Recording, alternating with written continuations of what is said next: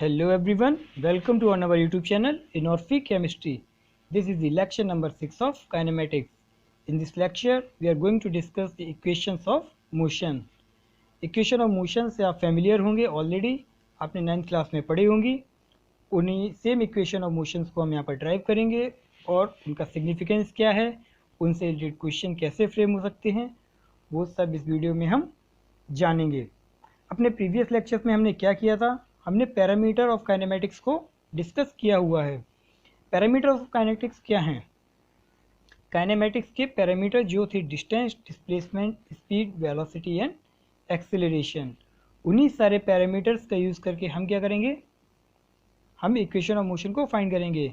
आप ऐसे समझ सकते हैं कि जो पैरामीटर ऑफ काइनेमेटिक्स हैं वो किसी फैमिली के पर्टिकुलर मेंबर्स हैं और अब हम फाइंड करेंगे उन मेंबर्स के बीच में क्या रिलेशन है. जैसे हम और आप एक इंडिविजुअल मेंबर्स हैं, बट हमारा और आपका रिलेशन क्या है, एक बहुत ही अच्छे फ्रेंड्स का. तो चलिए स्टार्ट करते हैं. Kinematics equation for motion with constant acceleration. आपको याद रखना है, ये जो काइनेमेटिक्स इक्वेशन की स्टार्टिंग होती है वो एक रेस्ट्रिक्शन के साथ होती है. और वो रेस्ट्रिक्शन क्या है? रेस्ट्रिक्शन वो ये है कि ये सारी इक्वेशन वैलिड होती हैं कांस्टेंट एक्सेलरेशन के लिए. कांस्टेंट एक्सेलरेशन के लिए कैसे? देखिए, अभी तक हमने सारे पैरामीटर्स में कुछ ना कुछ वेरिएशन देखा हुआ है.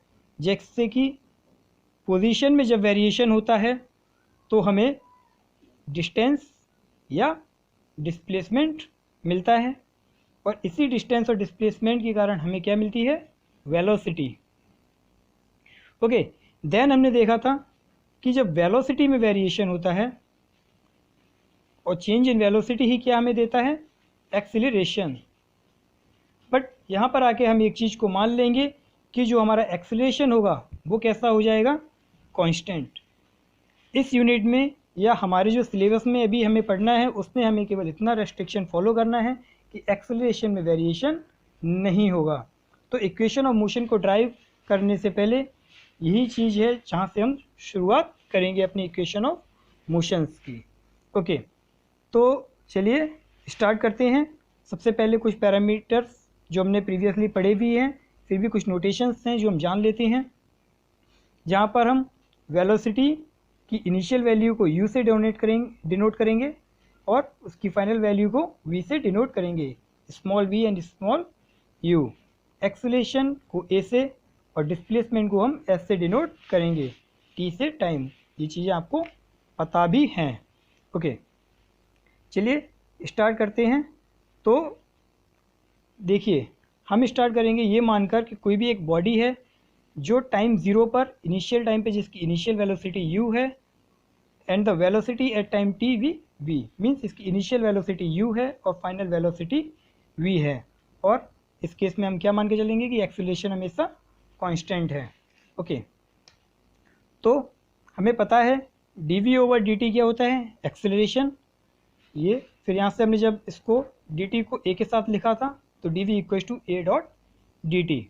ओके, अब हमें करना क्या है? यहाँ के बाद हम क्या करते थे, यहाँ पर हम देते हैं इंटीग्रेशन, और इंटीग्रेशन हम लेंगे बोथ साइड. यहाँ पर आप मुझे बताइए कि जो इंटीग्रेशन हो रहा है वो किसके रेस्पेक्ट में हो रहा है? v के रेस्पेक्ट में. ओके, तो जो इंटीग्रेशन v के रेस्पेक्ट में हो रहा है तो v की वेलोसिटी की जो लिमिट्स हैं वो क्या हैं? लोअर लिमिट और अपर लिमिट क्या है? इनिशियल जो वेलोसिटी है वो u है, u से स्टार्ट हो रहा है और फाइनल वेलोसिटी स्मॉल v तक जा रहा है. ओके, यहाँ पर जो वेरिएशन है वो टाइम में है, तो टाइम की लिमिट 0 टू t. अब इस इंटीग्रेशन को हमें क्या करना है? सॉल्व करना है. इस इंटीग्रेशन को सॉल्व करेंगे हम कैसे?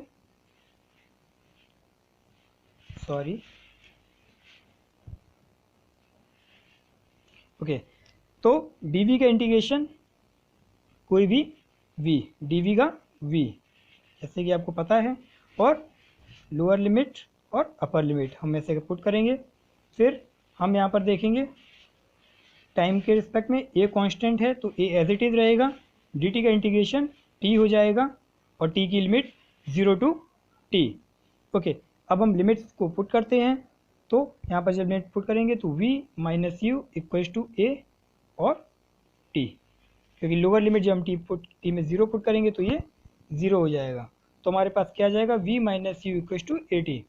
इस इक्वेशन को जब हम थोड़ा सा मॉडिफाई करेंगे तो ये हो जाएगा v equal to you plus A T.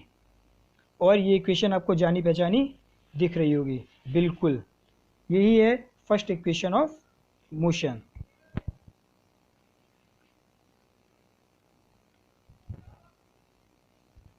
Okay, first equation of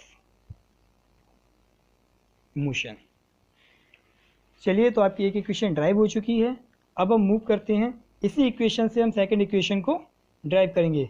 कैसे करेंगे, इसके लिए हम देखेंगे कि v को हम कैसे और लिख सकते हैं।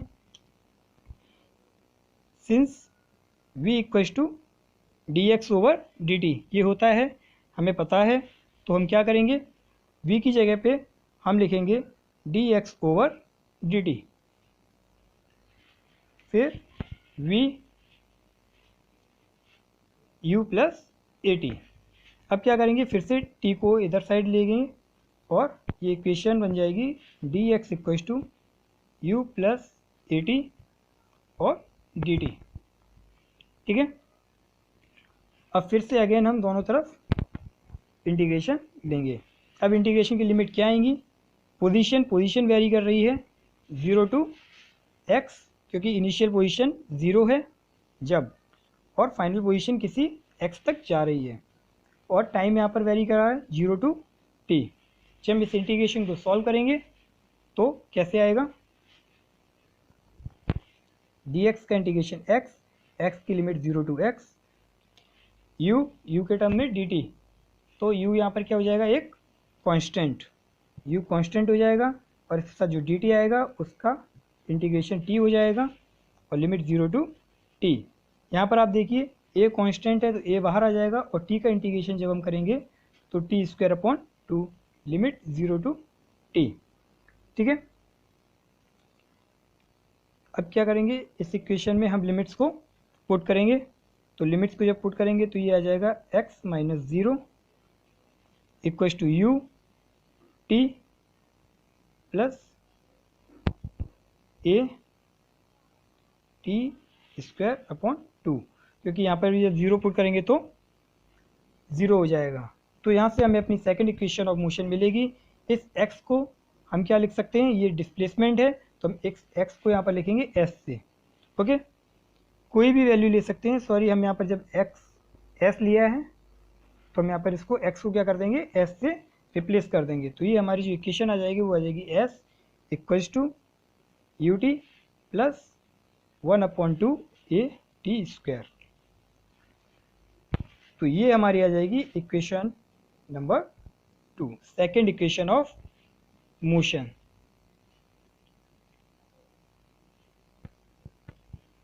ठीक है गाइस, अब ये जो इक्वेशन है, इस इक्वेशन की एक अनदर फॉर्म जब हम लिखना चाहेंगे तो अभी हमने क्या किया था, अभी जब हमने माना था पोजीशन जो है वो 0 मानी थी। देखिए, ये जो इक्वेशन वैलिड है वो किस टाइप के ग्राफ के लिए है, वो इस टाइप का अगर कोई कर्व है जिसमें क्या है, ये टाइम t इक्व टू 0 है और टाइम t इक्व टू 0, और जो पोजीशन है ये x है,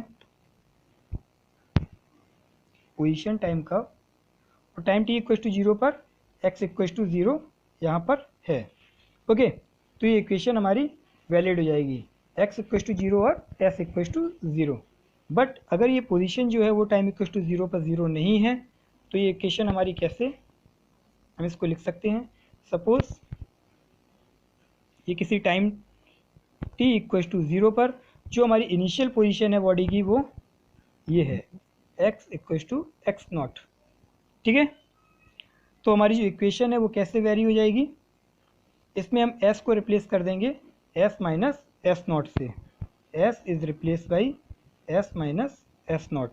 तो हमारी इक्वेशन सेकंड क्या बन जाएगी, तो हमारी सेकंड इक्वेशन बन जाएगी s minus s0 equals to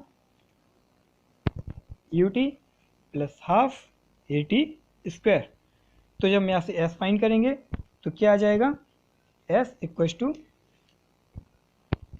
s0 plus u T plus half A T square.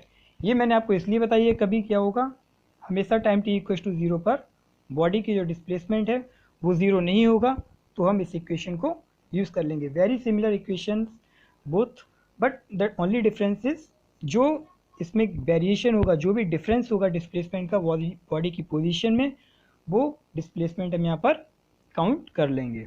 Okay, ये हमारी दो इक्वेशन ऑफ मोशन ड्राइव हो गई। अब हम क्या करेंगे, अगेन फ्रॉम फर्स्ट इक्वेशन को हम अगेन लेते हैं। फर्स्ट इक्वेशन हमारी क्या थी, फर्स्ट इक्वेशन हमारी थी v equal to you plus A T.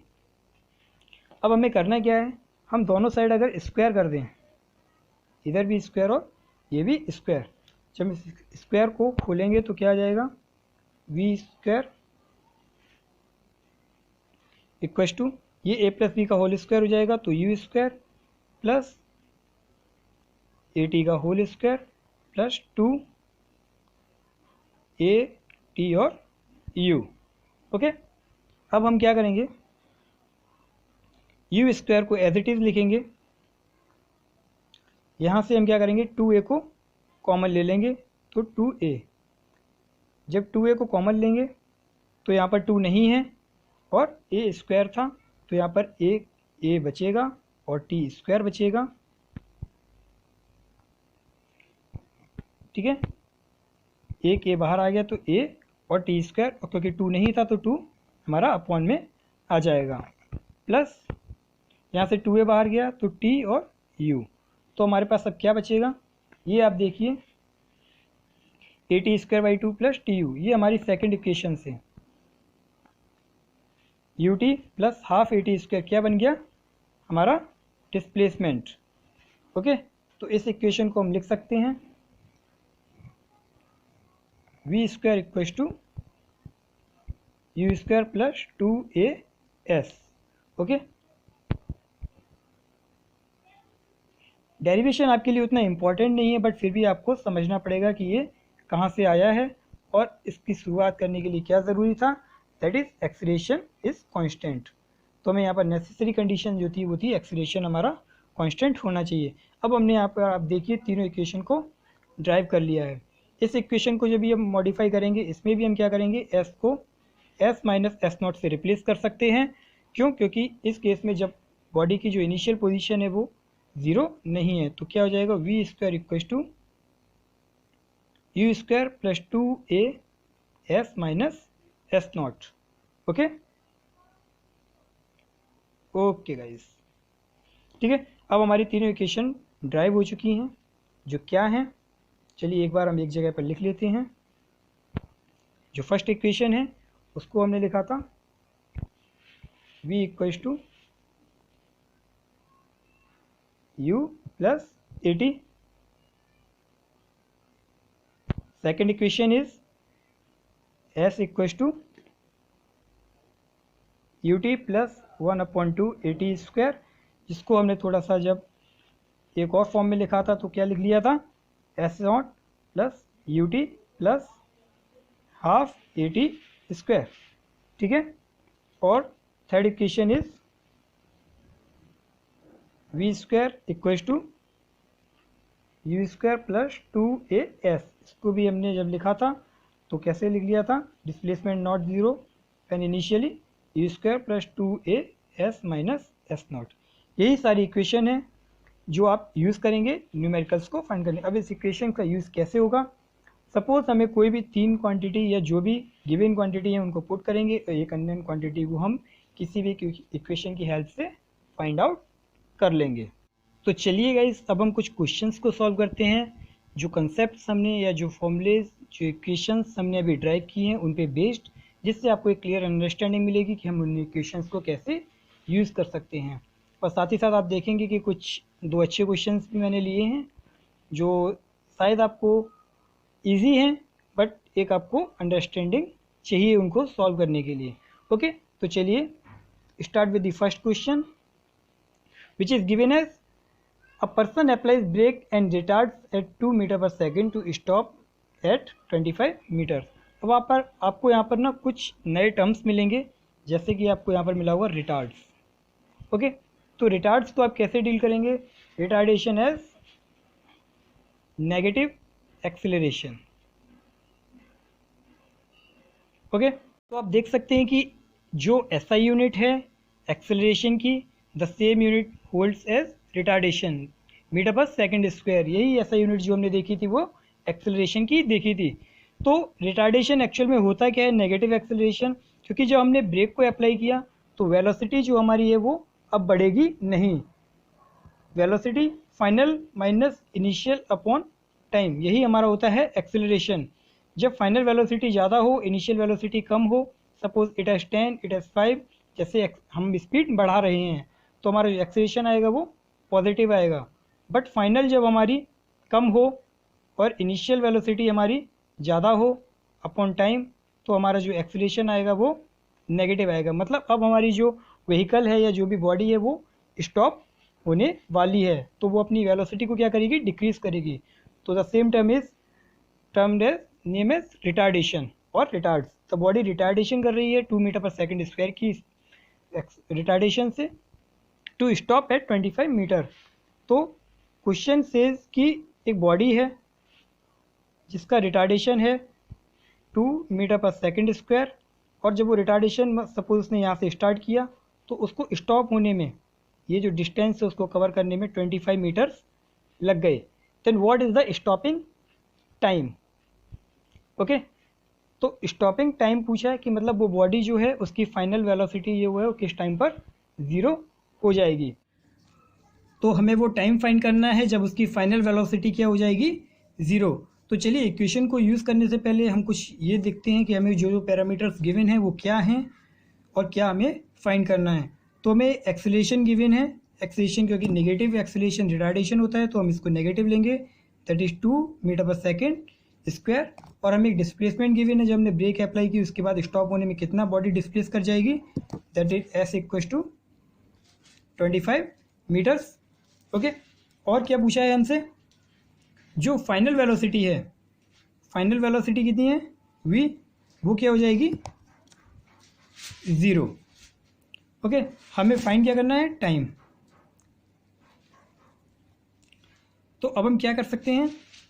चलिए टाइम हमें फाइंड करना है। ऐसी कोई इक्वेशन है जो हमें v और इन सारी चीज़ों का रिलेशन बताए? नहीं, हमने जो इक्वेशन पढ़ी थी वो थी s equal to U T plus 1/2 a t square. But यहाँ पर हमें क्या गिवन है? v। तो यहाँ पर हम क्या करेंगे गाइस? यहाँ पर हम इस इक्वेशन को थोड़ा सा चेंज करना चाहेंगे। हम क्या करेंगे? हम इस इक्वेशन में u की जगह पुट कर देंगे फ्रॉम फर्स्ट इक्वेशन हमें पता है v equal to you plus A t होता है। तो यहाँ से हम u की जब वैल्यू निकालेंगे तो वो हो जाएगी v माइनस ए टी। तो हम क्या करेंगे? इसमें u की वैल्यू पुट कर देंगे, तो हमारी जो इक्वेशन हमें मिल जाएगी वो मिल जाएगी s equal to v minus a t into t plus half A T square. अब हम क्या करेंगे? इसको ओपन करेंगे तो v t minus a T square, इसका मल्टीप्लाई हो जाएगा plus half A T square. तो हमें जो इक्वेशन मिल जाएगी, फाइनल इक्वेशन, वो मिल जाएगी s equal to v t minus half A T square. Okay, अब हम इस इक्वेशन का यूज़ कर सकते हैं क्योंकि हमें पता है हमें s गिवन है, टाइम गिवन है, सॉरी टाइम हमें फाइंड करना है, एक्सेलरेशन हमें गिवन है और v हमें गिवन है। तो हम क्या करेंगे? अब इस इक्वेशन में सारी वैल्यूज़ को पुट कर देंगे। s की वैल्यू जो हमें गिवन है दैट इज़ 25 मीटर्स और v हमें गिवन है 0 हो रहा है फाइनली। टाइम हमें फाइंड करना है तो टाइम की जगह हम t रखेंगे माइनस हाफ, एक्सेलरेशन हमें कितना गिवन है? -2, और टाइम हमें गिवन है नहीं, टाइम तो हमें फाइंड करना है ना। ओके, तो अब हम क्या करेंगे? यहाँ से देखिए ये टर्म 0 हो जाएगा तो ये बचेगा 25 इक्वल्स टू ये माइनस माइनस प्लस हो जाएगा और 2/2 1 हो जाएगा, दैट इज टी स्क्वायर यहाँ से ओनली। तो यहाँ से हमारी जो टाइम की वैल्यू आ जाएगी t equals to +-5 second. But जैसे कि हम आपको बता चुके हैं कि टाइम जो होता है नेगेटिव नहीं होता है, तो टाइम क्या होगा? पॉजिटिव। तो t equals to 5 second is your answer. Okay, now move on to the next question. Next question हमें क्या बोल रहा है? नेक्स्ट क्वेश्चन बोल रहा है a person passes from 2 points at 40 metre per second and 60 metre per second. Okay, देखिए शुरुआत करते हैं। सेकंड क्वेश्चन, दो कोई पॉइंट है, एक ये पॉइंट है और एक ये पॉइंट है। ये तो दो पॉइंट के बीच में जब बॉडी पास होती है तो यहाँ पर इसकी स्पीड थी 40 मीटर पर सेकेंड और यहाँ पर इसकी स्पीड थी 60 मीटर पर सेकेंड। मैं यहाँ पर स्पीड बोल रहा हूँ, वेलोसिटी बोल रहा हूँ, आप थोड़ा सा कंफ्यूज मत होइए, क्योंकि यहाँ पर हम जो भी डील करेंगे वो वेलोसिटी को ही लेंगे, स्पीड यहाँ पर हम कंसीडर नहीं करेंगे इक्वेशन ऑफ मोशंस को यूज़ करते समय। तो जहाँ जहाँ मैं स्पीड बोल रहा हूँ वहाँ पर आप समझेंगे कि मैं वेलोसिटी की ही बात कर रहा हूँ। तो हमें वेलोसिटी गिवन है 2 पॉइंट पर और पूछा है, और टाइम लग रहा है इन दोनों पॉइंट के बीच में 2 सेकेंड। पूछा है find the distance between the points. तो अब आप बताइए कैसे फाइंड करेंगे, क्योंकि हमें दो वेलोसिटी गिवन है, मतलब u जो पहली वेलोसिटी है इसको हम u कंसीडर करेंगे, तो u हमारी गिवन है 40 मीटर पर सेकेंड और v हमारी गिवन है 60 मीटर पर सेकेंड, और टाइम हमारा लग रहा है 2 सेकेंड। पूछा है हमसे डिस्प्लेसमेंट। चलिए एवरेज वेलोसिटी की तरफ थोड़ा सा मूव करते हैं। तो एवरेज वेलोसिटी क्या होता है? क्या होता है? एवरेज वेलोसिटी होती है हमारी, वैसे तो होती है हमारी डिस्प्लेसमेंट अपॉन टाइम, बट जब हमें दोनों वेलोसिटी गिवन हो उस केस में आप याद कर लीजिए एक टर्म ऐसे करके, एक नया फॉर्मूला ही समझिए। एवरेज वेलोसिटी जो होगा जब हमें इनिशियल और फाइनल वेलोसिटी दोनों गिवन हो, that is v plus you upon 2। Initial velocity plus final velocity upon 2, इन दोनों का जो अर्थमेटिक मीन होता है वही क्या होता है? हमारी एवरेज वेलोसिटी। और एवरेज वेलोसिटी को हम लिख सकते हैं डिस्प्लेसमेंट अपॉन टाइम और v प्लस यू अपॉन 2। इसको आप एक नए फॉर्मूले की तरीके से याद कर लीजिए, या इसको यूज़ करेंगे तो याद क्या है, सारी चीज़ें यूज़ करने से ही अपने यूज टू होती जाती हैं।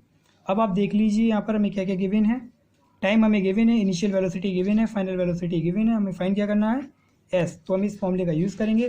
तो यहाँ से जब हम s अपॉन टाइम हमें गिवन है 2 और v हमारी गिवन है 60 plus u 40 upon time 2, sorry time यहाँ लिए है तो 2, तो हमारा यहाँ से डिस्प्लेसमेंट कितना आ जाएगा?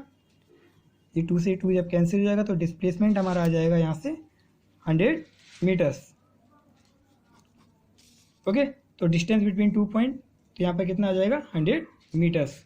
क्योंकि यहाँ पर हमने एवरेज लिया है, आप अपने पहले सेकंड वीडियो में देखिए जहाँ पर हमने एवरेज वेलोसिटी बताया है, वहाँ पे मैंने बताया था दो वेलोसिटी से जब बॉडी ट्रेवल करती है, तो वहाँ पर भी ये फॉर्मूला मैंने ड्राइव किया था। अब यहाँ पर डिस्टेंस पूछा है और यही डिस्प्लेसमेंट है। क्यों? क्योंकि बॉडी एक लाइन में मूव कर रही है और उसने अपनी डायरेक्शन को कहीं भी चेंज नहीं किया है। तो इस केस में डिस्टेंस और डिस्प्लेसमेंट हमारा क्या होता है? सेम, रेक्टिलिनियर मोशन में। इससे प्रीवियस वीडियो में मैंने आपको ये चीज़ बताई थी।